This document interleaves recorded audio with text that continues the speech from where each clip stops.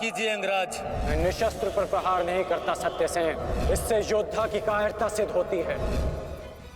तो माधव, माधव वो निहत्था है। नहीं पार्थ, अंगराज अभी आक्रमण कर रहे हैं। अपनी दृष्टि से अनेकों बाण बरसा रहे हैं। यदि अंगराज के हाथों में विजय धनुष आ गया तो तुम कुछ नहीं कर पाओगे पार्थ। अंगराज को परास्त करना असंभव हो जाएगा।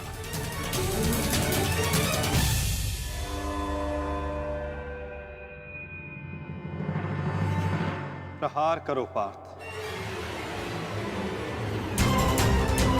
प्रहार करो।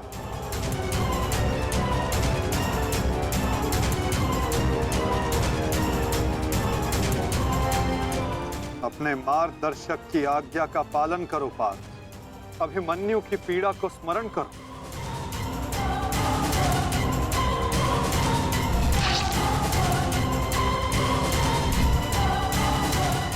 प्रहार करो पार्थ, प्रहार करो।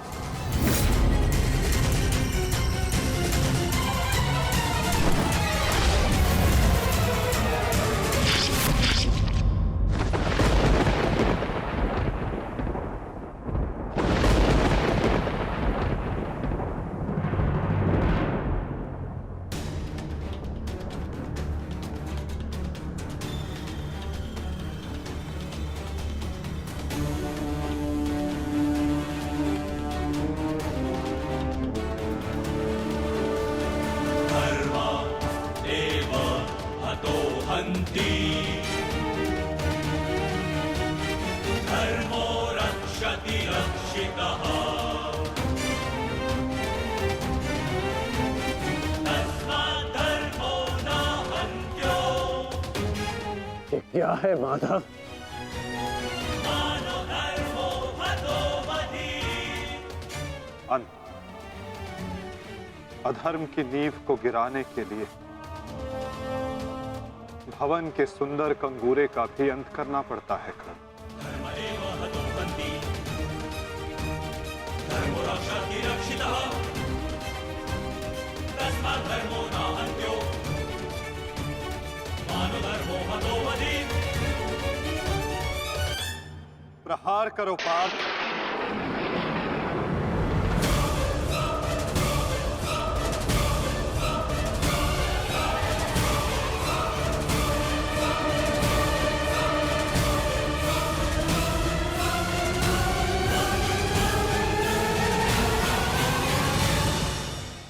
प्रहार करो पार्थ।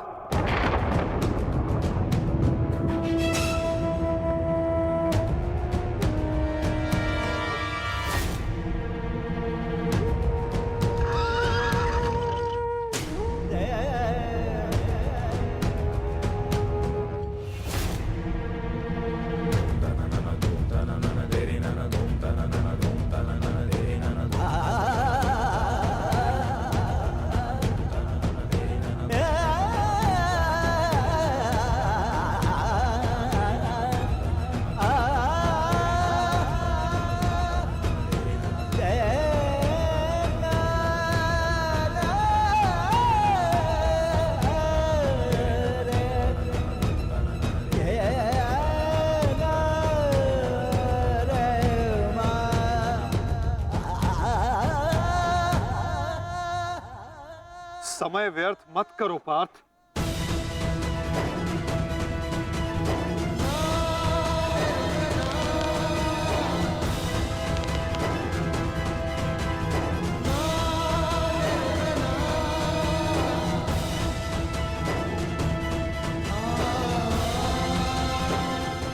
प्रहार करो।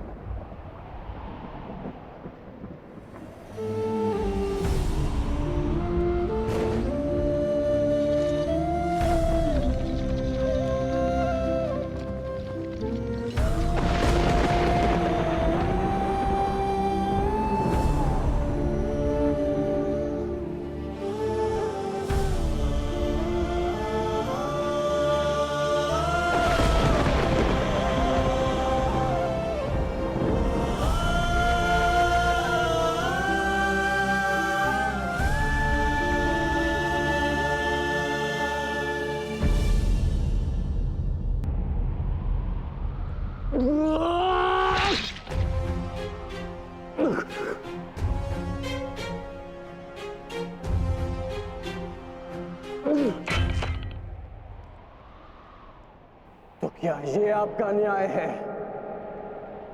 क्या इसीलिए आप मुझे मोरपंख हो जाने के लिए कह रहे थे? उत्तर दीजिए, उत्तर दीजिए, उत्तर दीजिए, उत्तर दीजिए, उत्तर दीजिए।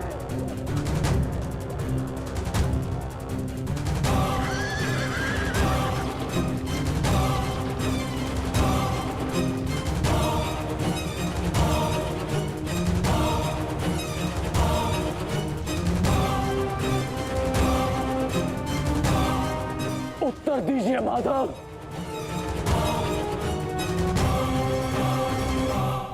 उत्तर बहुत लंबा है कर्ण, और समय बहुत कम।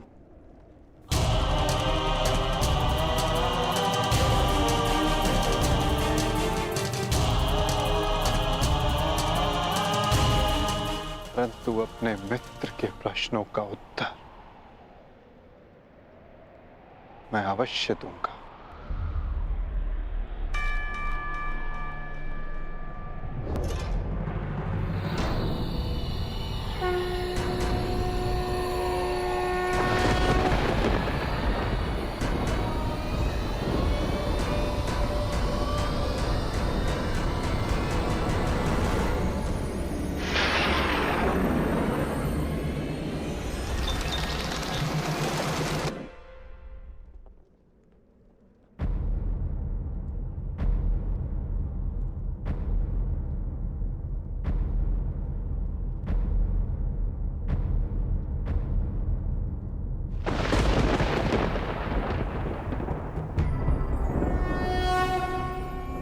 यदा यदा हि धर्मस्य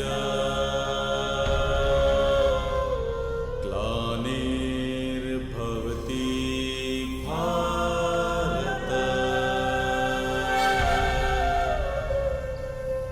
अभ्युत्थानम् अधर्मस्य तदात्मानं सृजाम्यहम्।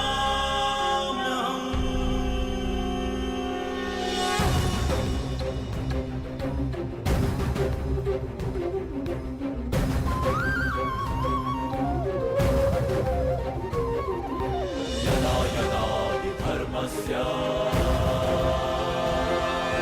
ग्लानिर्भवति भारत अभ्युत्थानम् अधर्मस्य तदात्मानं सृजाम्यहम्। कुछ प्रश्न ऐसे होते हैं मित्र, जिनके उत्तर सबके सामने नहीं दिए जाते, जो केवल आत्मा से आत्मा को मिलते हैं। अब समय थम गया है, पूछो, क्या प्रश्न है तुम्हारे मन में?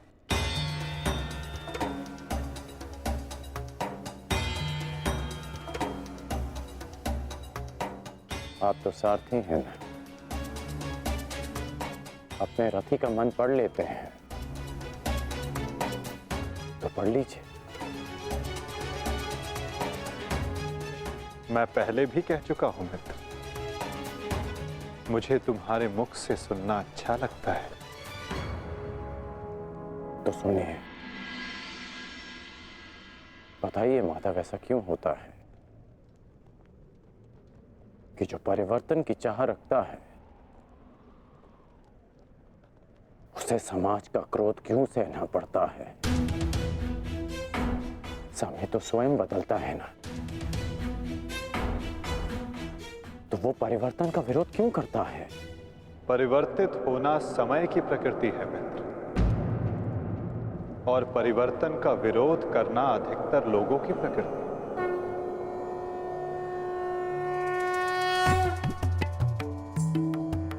परिवर्तन के कारण मनुष्य को अस्थिर होना पड़ता है, और यही अस्थिरता मनुष्य को पीड़ा देती है मित्र।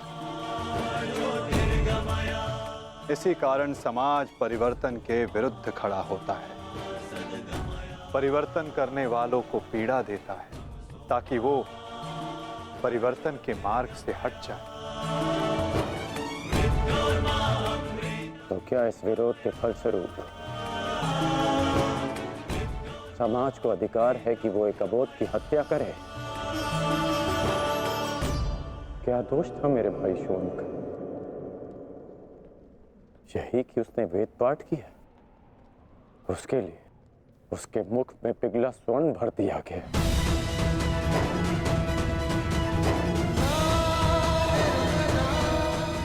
क्या कोई विद्या सीखना दोष है माधव? आप ही कहते हैं ना कि सबकी आत्मा एक है। यदि ऐसा है माधव, तो शरीर को जाति के बंधनों में क्यों बांधा जाता है? क्यों गुरु द्रोण ने मुझे जाति के नाम पर शिक्षा नहीं दी? मैं केवल और केवल राजकुमारों को ही शिक्षा देता हूँ। विश्व के इतने घातक अस्त्र होने के पश्चात भी रंगभूमि में क्यों मुझे प्रदर्शन करने से रोका गया? तुम्हें द्वंद्व की अनुमति कदापि नहीं मिल सकती। अर्जुन कुरुवंशी है, अर्जुन क्षत्रिय है, अर्जुन राजकुमार है, और तुम केवल एक सूत पुत्र हो। सूत पुत्र। क्यों हर बार मेरे कौशल को सूत पुत्र कहकर दबा दिया जाता है?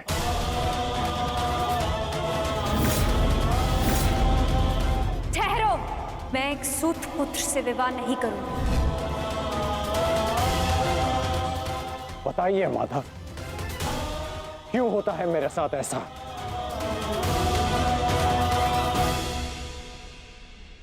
चूंकि तुम विशेष थे कर्ण, चूंकि भाग्य ने तुम्हें परिवर्तन के युद्ध का योद्धा चुना, और जो विशेष होते हैं उनकी परीक्षाएं भी विशेष होती हैं। जो अग्नि बुझाने का प्रयत्न करते हैं उनके हाथ भी जलते हैं मित्र। तपाया स्वर्ण को जाता है ताकि वो कुंदन बन सके, ना कि ताम्र या लौह को।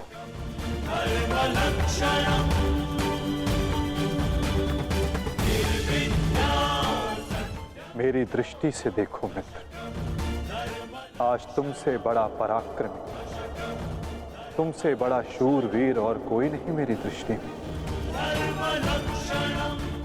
अर्जुन भी नहीं मित्र।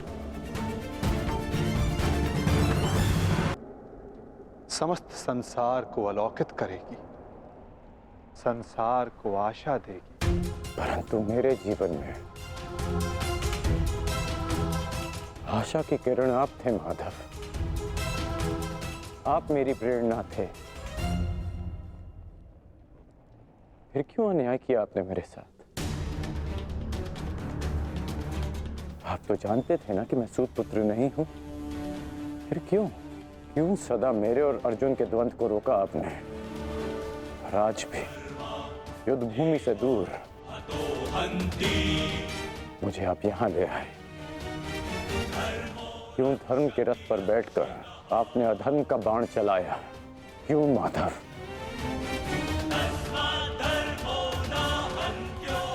यदि आपको मेरे प्राण चाहिए थे तो सीधे कह देते माधव। मैं प्रसन्नता से अपना शीश काटकर थाली में आपको भेंट कर देता।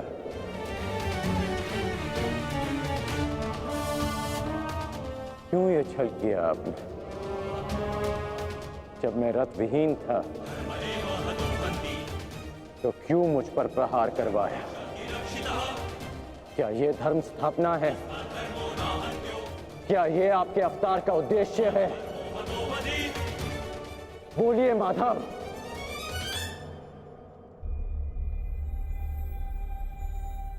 आप उत्तर क्यों नहीं दे रहे हैं? अर्जुन से पूर्व मैं आपका रथी था। आप मेरे सारथी थे। और आप ही कहते हैं ना कि सारथी रथी का मन पढ़ लेता है। तो आज क्या हुआ? आपको मेरे प्रश्न पता है, फिर उसके उत्तर क्यों नहीं दे रहे हैं आप? बोलिए।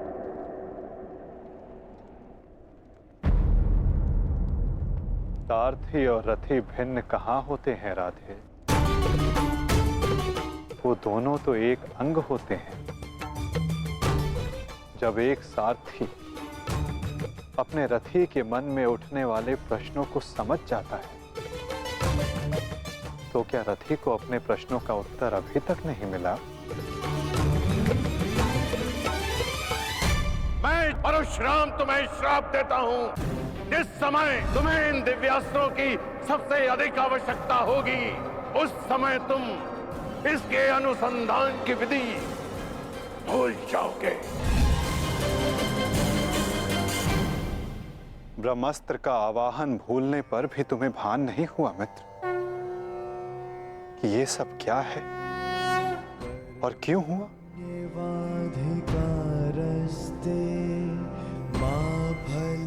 तुम्हें यहाँ खींच कर लाना मेरी विवशता थी मित्र। कर्म फल है दुर्भुः ताकि परिवर्तन के इस शरीर पर श्रापों और पापों का बोझ उतारा जा सके। कर्मण्येवाधिकारस्ते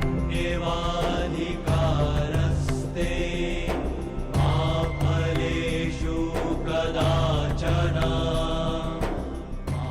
तुम्हारे रथ का चक्का पहली बार नहीं फंसा है कर्ण।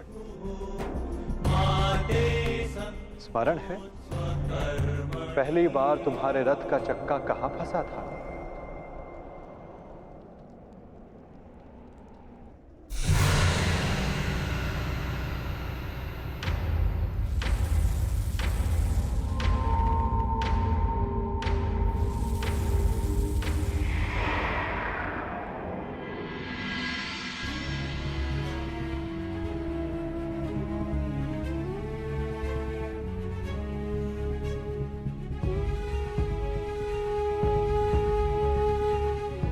ये स्थान स्मरण है मित्र, स्मरण है कि हम किन परिस्थितियों में पहली बार मिले थे?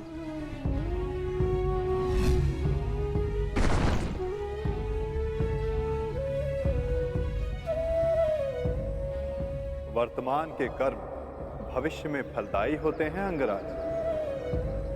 कोई ऐसा कार्य मत करना कि भविष्य पीड़ादायी हो। कर्म मनुष्य के मार्ग चुनने से निश्चित होता है अंगराज। प्रश्न ये करना चाहिए कि मार्ग कौन सा चुना जाए, क्योंकि लक्ष्य उत्तम होने पर भी यदि मार्ग अनुचित हो तो लक्ष्य प्राप्ति असंभव है।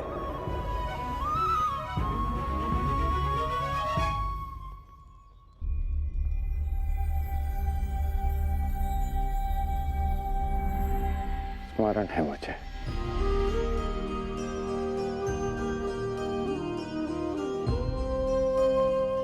मैं प्रारब्ध बदलना चाहता था मित्र, किंतु दुर्भाग्य समय प्रबल है। तुम्हारे वचनों के कारण, श्रापों के कारण और पापों के कारण इस वर्तमान स्थिति में आना ही पड़ा कर्ण। वचन और श्राप, इन दोनों का बोझ मैं समझता हूं, परंतु पाप, मैंने कौन सा पाप किया माधव? परिवर्तन की चाह रखना, क्या ये पाप है? अपने गुरु के विश्राम को भंग न करना, क्या ये पाप है? अपने मित्र की सहायता करना, जिसने सदैव मुझे सहारा दिया, क्या ये पाप है?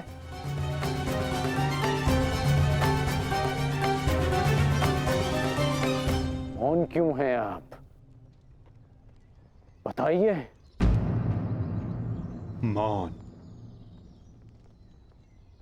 यही मौन तुम्हारा पाप था मित्र। तुम्हारी चुप्पी तुम्हारा अपराध था। पांचाली के वस्त्र हरण पर तुम्हारे शस्त्रों का मौन रहना अपराध था मित्र।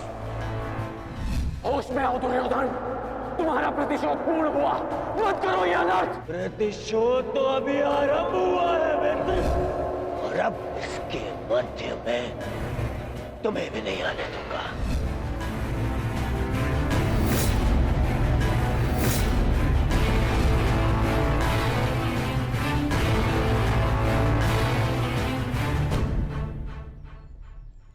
मनुष्यों से भूल होती है, स्वाभाविक है, पांडवों से भी हुई,